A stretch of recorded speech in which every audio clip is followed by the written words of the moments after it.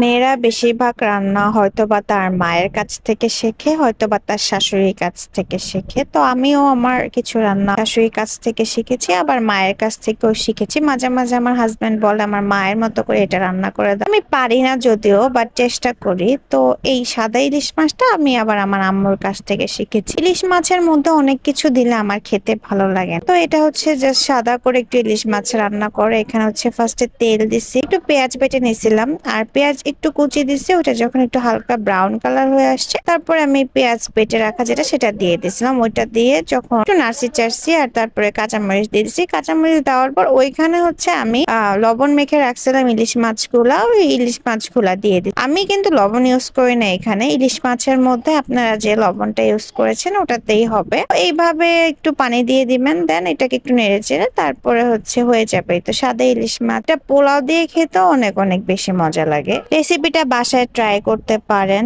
Trust me, অনেক অনেক বেশি মজা লাগে খেতে।